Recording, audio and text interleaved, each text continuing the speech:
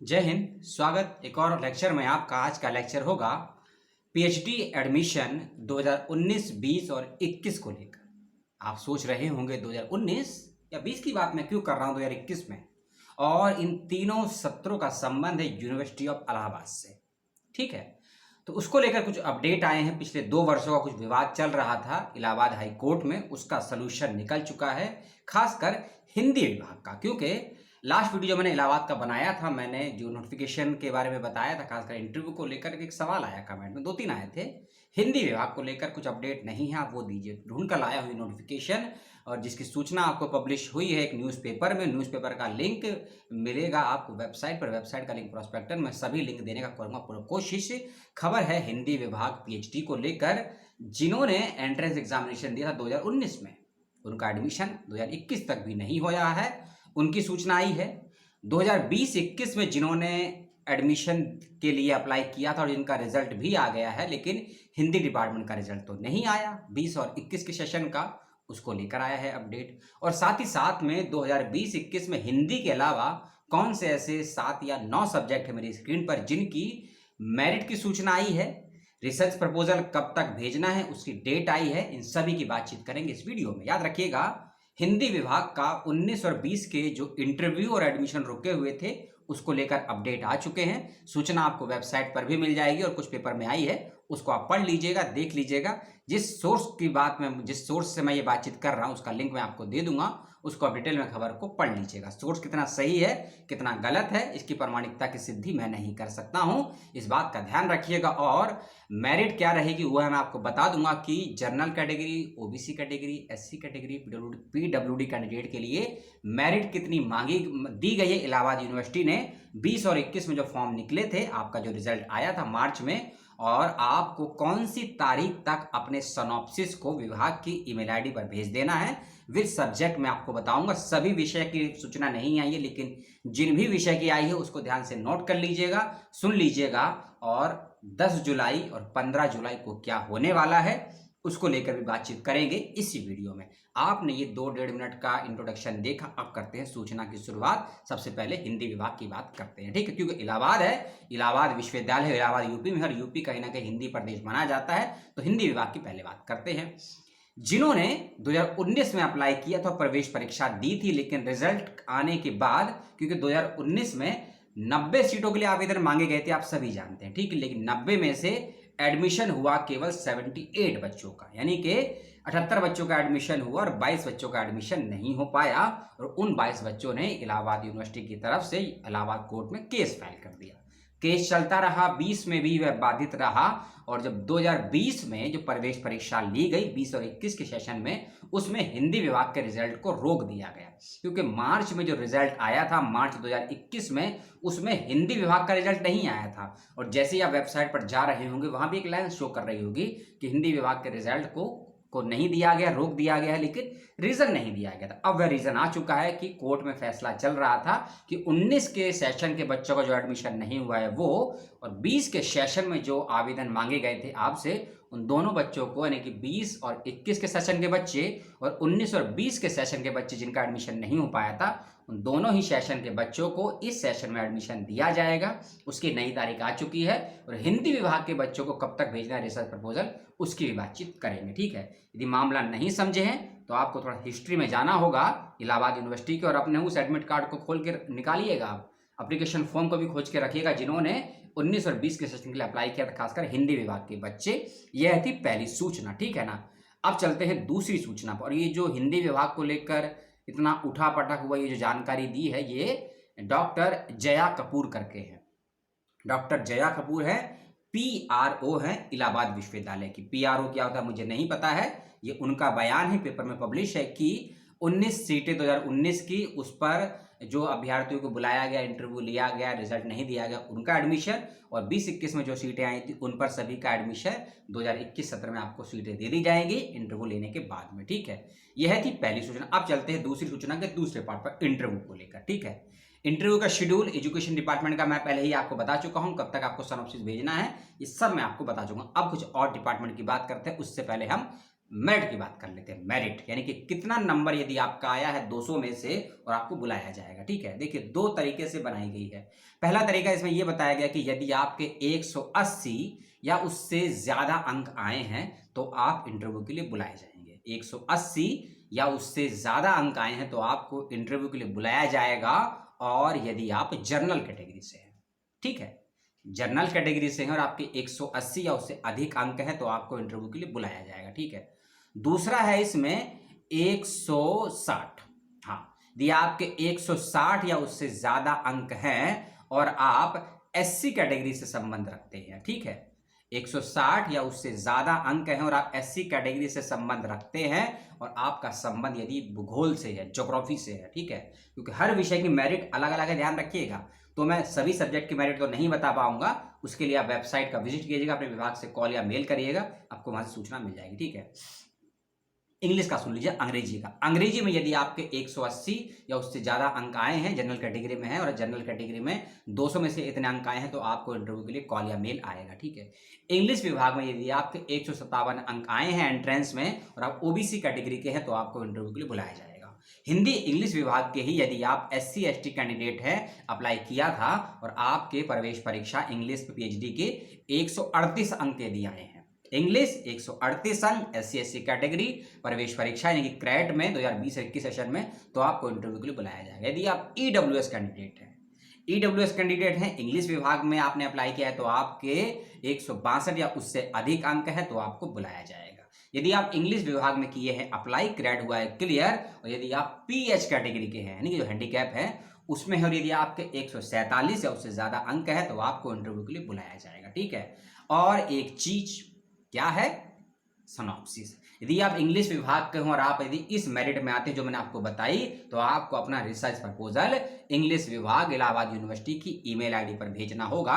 28 जून 2021 से पहले इस तारीख को लिख लीजिए, रिकॉर्ड कर लीजिए, मेरी बात को कहीं नोट कर लीजिए बॉन्ड पेपर पे। ये खबर अखबार में आई है, उसका नाम है अमर उजाला, उसकी वेबसाइट पर एक खबर मिल जाएगी आपको। और 17 जून की ये खबर है, जिस दिन ये वीडियो शूट कर रहा हूं 18 जून को आप इस वीडियो को देखेंगे, उसके अनुसार मैंने बताई है। ठीक है, एक और चीज, जो भी बच्चे ऐसे हैं जो लॉ के हैं, कानून के हैं, लॉ के हैं, विधि के हैं, वे बच्चे ध्यान दें, यदि वह एंट्रेंस क्वालिफाई कर चुके हैं, उनकी मेरिट विभाग से पता करिएगा, उसकी नहीं दी है लेकिन ये सिनॉप्सिस की डेट आई है। सिनॉप्सिस की डेट का मतलब है कि आपको कब तक अपना रिसर्च प्रपोजल बाय मेल भेज देना है विभाग की ईमेल आईडी पर, department of law Allahabad university Uttar Pradesh की ईमेल आईडी पर आपको अपने सिनॉप्सिस को भेज देना है 28 और 29 जून से। पहले 28 जून ही मानकर चलिए, लेकिन आपको 2 दिन दिए गए हैं, 28 एवं 29 जून तक अपने सिनॉप्सिस को जरूर से जरूर भेज दीजिएगा। ठीक है, तीसरा डिपार्टमेंट है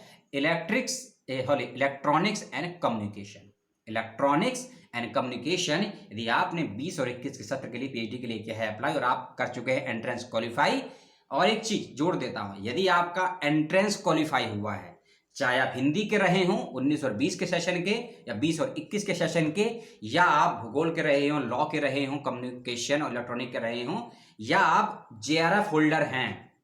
ठीक है, यदि आप JRF होल्डर हैं तो भी, यदि आपने एंट्रेंस क्वालिफाई किया है तो भी आप सभी को रिसर्च प्रपोजल भेजना है, जो मैंने तारीखें बताई हैं। क्योंकि जो आपको मैंने बताई ना 28 जून मैंने आपको किसके लिए बताई थी, इंग्लिश विभाग के लिए। तो जो बच्चे एंट्रेंस क्वालिफाई हुए हैं वो, और जो बच्चे इंग्लिश में JRF या नेट है उनको भी रिसर्च प्रपोजल भेजना होगा 28 जून तक, और 28 और 29 जून तक भेजना होगा लॉ के बच्चों को जो JRF क्वालिफाई है या जिनका एंट्रेंस क्वालिफाई हुआ। ठीक है, JRF के अलग से डेट नहीं आएगी, ध्यान रखिएगा, एक साथ ही भेजना है। और एक साथ ही जिनका JRF क्वालिफाई या एग्जाम्प्टेड है और वे बच्चे जिन्होंने प्रवेश परीक्षा क्वालिफाई किए, वे बच्चे, उनका तारीख और समय आपको मिल जाएगा, लेकिन इंटरव्यू एक ही शेड्यूल में होगा।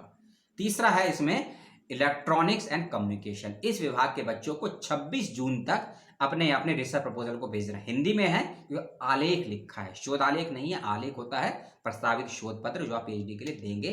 26 जून तक कम्युनिकेशन एवं इलेक्ट्रॉनिक्स विभाग के बच्चे भेज दीजिएगा। ठीक है, एक और डिपार्टमेंट है इसमें, centre of material science. Centre of material science के बच्चे, उनके पास बहुत कम समय है, उनको 22 जून से पहले अपने रिसर्च प्रपोजल को विभाग की ईमेल आईडी पर भेज देना है। ऑफलाइन होगा या ऑफलाइन होगा अखबार में इसकी सूचना नहीं है, लेकिन तारीख को याद रखिए ऑनलाइन ही है, क्योंकि यूनिवर्सिटी तो बंद है पूरी तरीके से। तो ऑनलाइन मानकर चलिए कि ऑनलाइन ही इंटरव्यू होगा, ऑनलाइन ही रिसर्च प्रपोजल भेजना होगा। मेरी बात में या जो अखबार में खबर आई इस पर डाउट हो तो अपने अपने विभाग से जरूर कांटेक्ट कर लीजिएगा। विभागाध्यक्ष से संपर्क कीजिएगा, विभाग में जो फैकल्टी है उससे संपर्क कीजिएगा। हर विभाग में 1 या 2 अधिकारी होते हैं जो विभाग का कामकाज देखते हैं, उनसे संपर्क कर लीजिएगा। यदि विभागाध्यक्ष से, टीचर से और कार्य करने वाले कार्यकर्ताओं से संपर्क नहीं होता है तो यूनिवर्सिटी के रजिस्ट्रार से या परीक्षा नियंत्रक से जरूर कंट्रोल कर लीजिएगा, संपर्क कर लीजिएगा कि आपको आपके इंटरव्यू की डेट और इंटरव्यू की डेट से पहले जो सिनॉप्सिस है कब तक भेजना है इसका पुष्टिकरण हो जाए। क्योंकि सूचना यदि ईमेल आईडी से आपको नहीं मिलती है या सूचनाओं का नोटिफिकेशन वेबसाइट पर आता है और आप देख नहीं पाते तो साल आपका बर्बाद होगा। यूनिवर्सिटी का कोई नुकसान नहीं होने वाला और मुझे घंटा फर्क नहीं पड़ने वाला। सेंटर फॉर मटेरियल साइंस के बच्चों को 22 जून तक अपने पेपर को भेज देना है। और एक बात का और ध्यान रखिए, इंटरव्यू की डेट भी आई है। सेंटर ऑफ मटेरियल साइंस के बच्चों का इंटरव्यू होगा 24 जून को सुबह 11 बजे। जी हाँ, 22 जून तक सिनॉप्सिस भेजना है और 24 जून को सुबह 11 बजे इंटरव्यू होगा, ऐसा दिया गया है। डिपार्टमेंट अगला है, उसका नाम है अरबिक डिपार्टमेंट। अरबिक विभाग के बच्चों को अपने सिनॉप्सिस को भेजना होगा 25 जून 2021 तक। 25 जून 2021 तक। इसमें एक लाइन लिखी गई है कि अरबिक फारसी विभाग, दोनों इसमें कंबाइन है। अब ये अलग अलग चलता है, एक चलता है, इसकी जानकारी मुझे तो नहीं है। अरबिक और फारसी विभाग में 25 जून तक आलेख जमा होंगे। अब ये जमा होंगे शब्द है ना, इसका मतलब पता नहीं क्या निकलता है। बाय पोस्ट भेजना है, ईमेल से भेजना है या जाकर जमा सबमिट करना है, ये मैं भी क्लियर नहीं हूं, विभाग से कंफर्म कर लीजिएगा। ठीक है। एक विभाग और है ज्योग्राफी, यानी कि भूगोल विभाग। भूगोल विभाग के बच्चे की मेरिट आई है, उसको सुन लीजिए। पहले मैंने कहा ना सभी विभाग की मेरिट नहीं आई है, लेकिन डेट लगभग अधिकांश की आ गई है। ज्योग्राफी भूगोल विभाग के बच्चे पहले अपनी मेरिट सुन लीजिएगा, उसके बाद मैं आपको आपके डेट बता दूंगा कब तक आपको अपना रिसर्च प्रपोजल भेजना है। ज्योग्राफी विभाग के बच्चे यदि आप सामान्य कैटेगरी के हैं, जनरल हैं और आपके 182 या उससे ज्यादा अंक हैं, याद रखिए इंग्लिश के लिए 180 या उससे ज्यादा रखे गए हैं और ज्योग्राफी के लिए 182 या उससे ज्यादा अंक रखे गए हैं सामान्य कैटेगरी में, तो आपको इंटरव्यू के लिए बुलाया जाएगा। ठीक है। ओबीसी कैंडिडेट ज्योग्राफी विभाग में 167 या उससे ज्यादा है तो आपको इंटरव्यू के लिए बुलाया जाएगा, मेरिट है। एससी कैंडिडेट के लिए रखा गया है 176 या उससे ज्यादा। ठीक है। एसटी के अंतर्गत उन सभी कैंडिडेट को बुलाया जाएगा जिन्होंने अप्लाई किया है। ठीक है। अंक चाहे कितने भी हों, इसकी घोषणा नहीं की गई है। ईडब्ल्यूएस के बच्चे जिनको 177 अंक हैं या उससे ज्यादा हैं तो उनको इंटरव्यू के लिए बुलाया जाएगा। और जिन भी बच्चों को इंटरव्यू के लिए बुलाया जाएगा सिनॉप्सिस पहले से भेज दीजिएगा। सिनॉप्सिस यदि नहीं भेजेंगे तो आपका इंटरव्यू में जाने का कुछ मतलब नहीं बनता, इंटरव्यू नहीं होगा आपका। हाँ, आपको बुलाया जाएगा, इंट्रोडक्शन होगा, हेलो आएगी, हालचाल होगा, सवाल जवाब नहीं होगा, इसीलिए सिनॉप्सिस पहले से भेज दीजिएगा। बनता कैसे है, कैसे बनाना, उसके लिए 10 वीडियो बना चुका हूं। हर वीडियो में कुछ ना कुछ बताता हूं, समझाता भी हूं, उसको देख लीजिएगा। पर्सनली मैं सबको नहीं बता सकता हूं। ठीक है। ना ही मैं पैसे लेकर बनवाता हूं, ना ही मैं किसी से बनवा सकता हूं, इस बात को ध्यान रखिए। कुछ लोगों ने फोन पर मुझे पैसों की डिमांड भी की थी, ये मूर्ख मत कीजिएगा, नहीं तो आप फंस सकते हैं आर्टिकल 66F साइबर लॉ के तहत। इस बात का ध्यान रखिएगा, मैं ही केस फाइल करूंगा आपके खिलाफ में, इसलिए मुझसे पैसों का लेन देन की बात मत कीजिएगा। ठीक है। तो हम कहाँ थे, हम डेट पे थे। एसटी के सभी बच्चे और ईडब्ल्यूएस के 117 से ज्यादा के बच्चे और जेआरएफ सभी कैंडिडेट, जिनका भी जेआरएफ उन्होंने टेस्ट तो दिया नहीं है, ध्यान रखिएगा। ज्योग्राफी के बच्चे, ज्योग्राफी के बच्चों को अपना सिनॉप्सिस कब तक भेज देना है, उसकी डेट है 29 जून 2021। मैं इन डेट्स को फिर से रिपीट कर दूंगा सब्जेक्ट के बाद में, लेकिन कुछ जरूरी चीजें भी उनको बताना भी जरूरी है। ठीक है। ज्योग्राफी के बच्चे।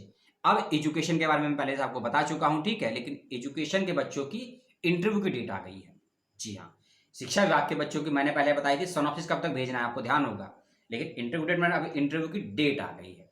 इंटरव्यू डेट के बारे में कहा गया है कि शिक्षा विभाग में 29 जून दोपहर 2:30 बजे से प्रस्तावित इंटरव्यू के लिए 31 अभ्यर्थियों की सूची जारी करते हुए 24 जून तक आलेख मांगे गए हैं। यानी कि 24 जून तक तो आपको भेजा गया है, भेजना है सिनॉप्सिस, लेकिन 29 जून को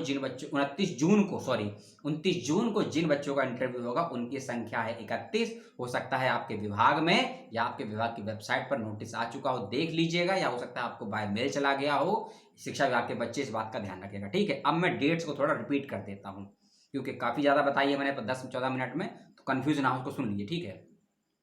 इंग्लिश विभाग के बच्चे 28 जून तक सिनॉप्सिस भेज दीजिएगा, ठीक है।